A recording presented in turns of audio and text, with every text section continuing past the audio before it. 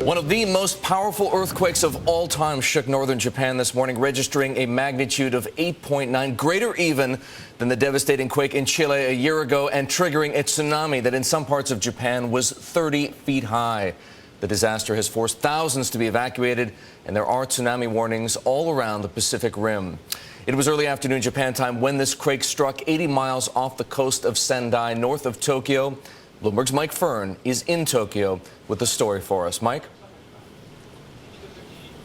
Well, I'm not sure if you can hear in the background, but on the speakers in this office, we're getting a fresh earthquake warning, and they're saying that if people leave this building, there's no way they're going to be allowed back in over the weekend. 32 people now confirmed dead across the country, 26 of those at least in that 30-foot tidal wave that swept 3 miles inland in Iwate. That was mixed with mud, with ships and cars smashing into wooden houses, dragging those into rice fields and basically bashing them to pieces. There are warnings that an even bigger tsunami could hit anywhere along Japan's east coast, could also hit the Philippines, Taiwan, also Hawaii.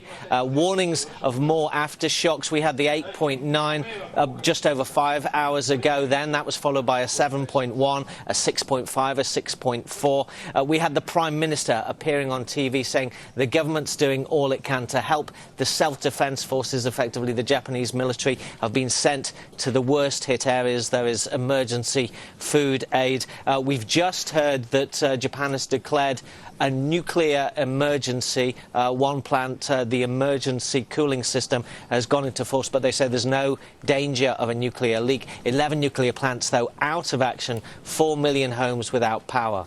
Mike, the video coming from Japan, we've been just showing it to our viewers, is absolutely extraordinary.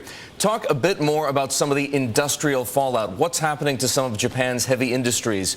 Copper smelting, for example, oil refining, steel manufacturing.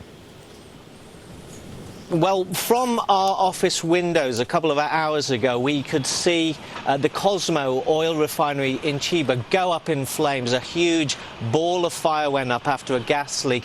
That plant basically has burnt out now. Nearby refineries have also been damaged. Various people have been injured. Copper smelters have shut down because of fires. We have iron refineries also down, and also the oil platforms, the gas platforms off the sea, because of the tsunami warnings, they have been closed down as well. An emergency cabinet meeting was held to discuss the economic implications of this.